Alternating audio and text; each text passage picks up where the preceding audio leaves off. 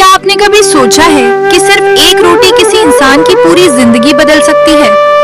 आज हम आपको एक ऐसे गरीब लड़के रवि की कहानी सुनाने जा रहे हैं, जिसके घर में खाने के लिए सिर्फ एक आखिरी रोटी बची थी, लेकिन उसने अपनी भूख से पहले एक अजनबी भूखी बुजुर्ग महिला का पेट भरने का फैसला। सुबह की पहली किरणें पूरे गांव को सुनहरी रोशनी से भर रही थी, लेकिन गांव के कोने में बनी टूटी फूटी झोपड़ी में रहने वाला 12 साल का जागा, उसके घर में खुशियों से ज्यादा परेशानियां रहती थीं। फिर भी उसकी आंखों में उम्मीद की चमक कभी कम नहीं होती थी। रवि बेटा, घर में बस एक ही रोटी बची है, तू खा ले। नहीं माँ, आपने कल रात भी कुछ नहीं खाया था, पहले आप खाइए। माँ कभी अपने बच्चे से पहले नहीं खाती। तो फिर हम दोनों आधी आधी खाएंगे। रवि काम की तलाश में गांव की ओर निकल पड़ा। जेब खाली थी, लेकिन दिल में मेहनत करने का हौसला भरा था।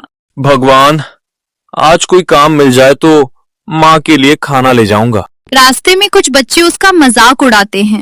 अरे देखो, गरीब रवि फिर काम ढूंढने निकला है।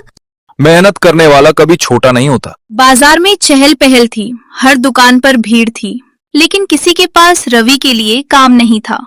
आज कोई काम नहीं है बेटा, कल आ जाना। रवि धीरे धीरे निराश होकर आगे बढ़ जाता है। दोपहर की तेज धूप में रवि थक कर पेड़ के नीचे बैठ गया। तभी उसकी नजर एक कमजोर बूढ़ी दादी पर पड़ी, जो कई दिनों से भूखी लग रही थी। बेटा, 2 दिन से कुछ नहीं खाया। रवि अपनी जेब टटोलता है। उसके पास सिर्फ माँ की दी हुई एक रोटी थी। रवि कुछ पल सोचता है। उसे माँ की भूख याद आती है, अपनी भूख याद आती है, लेकिन सामने बैठी बूढ़ी दादी की हालत देखकर उसका दिल पसीज जाता है। दादी, ये रोटी मेरी आखिरी है, लेकिन आपकी जरूरत मुझसे ज्यादा है।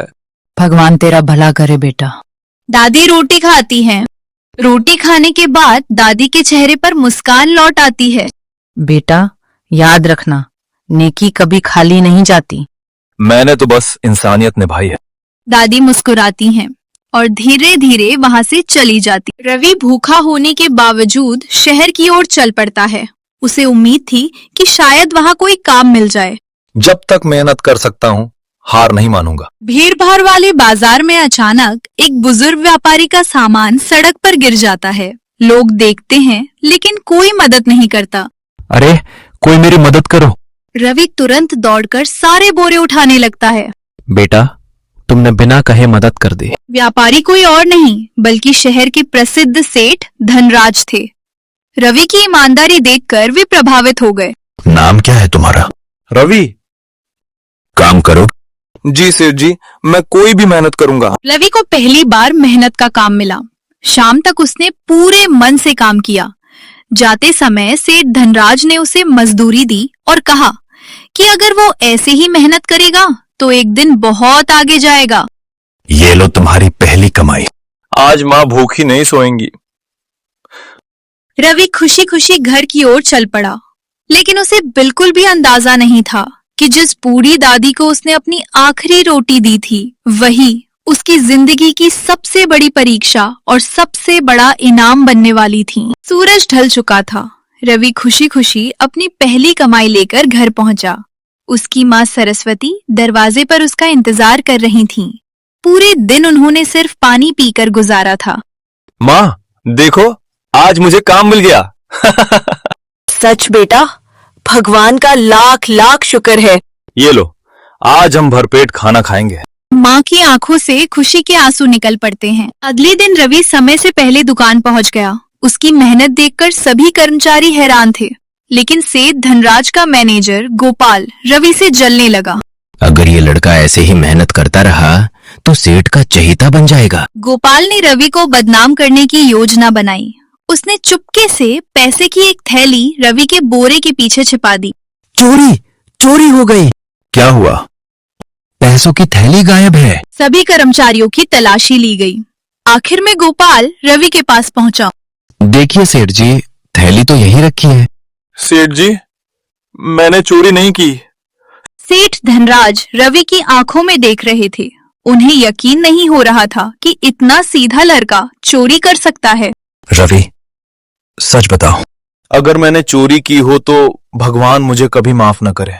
सेठ कुछ सोच में पड़ जाते हैं। उसी समय वही बूढ़ी दादी दुकान के सामने से गुजर रही थी, जिन्हें रवि ने अपनी आखिरी रोटी खिलाई थी। आज इस बच्चे की नेकी की परीक्षा है।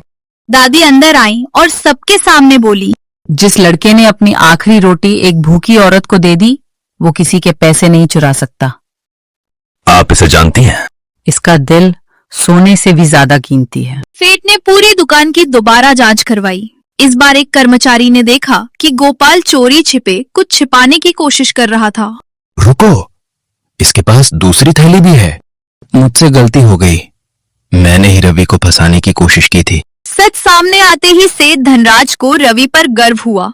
उन्होंने गोपाल को नौकरी से निकाल दिया। रवि, ईमानदारी सबसे बड़ी दौलत है। सेठ जी, मैंने सिर्फ सच का साथ दिया है। आज से तुम मेरे सबसे भरोसेमंद कर्मचारी हो। रात को सेठ धनराज अपने कमरे में बैठे थे। उन्हें बार बार उस बूढ़ी दादी की बातें याद आ रही थी। दूसरी ओर दादी चांद की ओर देखकर मुस्कुरा रही थी, जैसे उन्हें पहले से पता हो कि रवि की किस्मत बदलने वाली है। अभी तो शुरुआत है बेटा, तेरी असली मंजिल अभी बाकी है। अगली सुबह रवि को सेठ धनराज अपने साथ एक ऐसे सफर पर ले जाने वाले थे जहां उसकी जिंदगी हमेशा के लिए बदल जाएगी। लेकिन रास्ते में एक ऐसा हादसा होने वाला था जो उसकी हिम्मत, ईमानदारी और इंसानियत तीनों की सबसे बड़ी परीक्षा लेने वाला था। अगली सुबह सेठ धनराज रवि को अपने साथ दूसरे शहर माल पहुंचाने के लिए ले गए। बैलगाड़ी धीरे धीरे जंगल के रास्ते से गुजर रही थी। चारों तरफ सन्नाटा था। रवि पहली बार इतने लंबे सफर पर निकला था।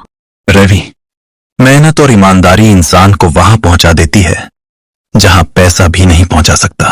सेठ जी, मैं हमेशा आपकी बात याद रखूंगा। अचानक कुछ लुटेरे बैलगाड़ी के सामने आ गए। उन्होंने गाड़ी रोक ली और सेठ का सारा सामान लूटने की कोशिश की। जो कुछ भी है चुपचाप हमारे हवाले कर दो। ये सामान गरीब लोगों तक पहुंचना है, इसे मत ले जाओ। जब तक मैं जिंदा हूँ किसी का हक नहीं लूटने दूंगा। रवि जोर से मदद के लिए आवाज लगाता है। पास के खेतों में काम कर रहे लोग दौड़कर आ जाते हैं। लुटेरे भाग जाते हैं। सेठ धनराज रवि की बहादुरी से बहुत प्रभावित हुए। उन्होंने पहली बार रवि को अपने बेटे जैसा सम्मान दिया। आज तुमने सिर्फ मेरा सामान नहीं, मेरा भरोसा भी बचाया है। मैंने वही किया जो मुझे सही लगा। सेठ धनराज ने पूरे स्टाफ के सामने रवि की ईमानदारी और बहादुरी की तारीफ की। फिर उन्होंने एक बड़ा फैसला लिया। आज से रवि सिर्फ कर्मचारी नहीं, मेरी दुकान का साझेदार होगा। सभी लोग तालियां बजाते हैं। रवि अपनी माँ को ये खुशखबरी सुनाने गांव पहुंचा। माँ को यकीन ही नहीं हुआ कि उनका बेटा अब साझेदार बन चुका है। बेटा, तेरे पिता होते तो आज कितना गर्व करते।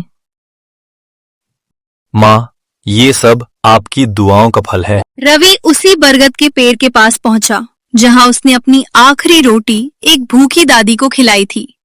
वो उन्हें धन्यवाद कहना चाहता था। दादी, अगर उस दिन मैं आपको रोटी न देता तो शायद आज यहाँ ना होता। बेटा, इंसान की सबसे बड़ी दौलत उसका दयालु दिल होता है। दादी ने रवि को आशीर्वाद दिया। रवि कुछ पल के लिए झुककर उनके पैर छूता है। जब वो उठता है तो दादी वहां नहीं होती। ऐसा लगता है जैसे वे रहस्यमयी रूप से गायब हो गई हों। दादी, दादी, आप कहाँ चली गई? हवा चलती है और पेड़ के पत्ते सरसराने लगते हैं। कुछ महीनों में रवि की जिंदगी पूरी तरह बदल गई। उसने अपनी माँ के लिए पक्का घर बनवाया और गांव में एक बड़ी राशन की दुकान खोली। मेरी दुकान से कोई भी भूखा वापस नहीं जाएगा। हर दिन रवि गरीबों को मुफ्त रोटियां और खाना खिलाने लगा। धीरे धीरे उसकी दुकान पूरे इलाके में इंसानियत की मिसाल बन गई। भैया, 2 दिन से कुछ नहीं खाया। पहले पेट भर के खाना खाओ, फिर बाकी बातें करेंगे। रवि अपने हाथों से बच्चे को रोटी खिलाता है। पूरा गांव रवि की तारीफ कर रहा था। जो लड़का कभी एक रोटी के लिए तरसता था, आज सैकड़ों लोगों का पेट भर रहा था। उसकी सफलता का राज पैसा नहीं, बल्कि इंसानियत थी। बेटा, आज मुझे तुम पर गर्व है। माँ, अगर उस दिन मैंने आखिरी रोटी अपने पास रख ली होती तो शायद मैं इतना अमीर कभी नहीं बनता। दूसरों की मदद करने से दौलत कम नहीं होती, बल्कि इंसान की किस्मत और इज्जत दोनों बढ़ती हैं।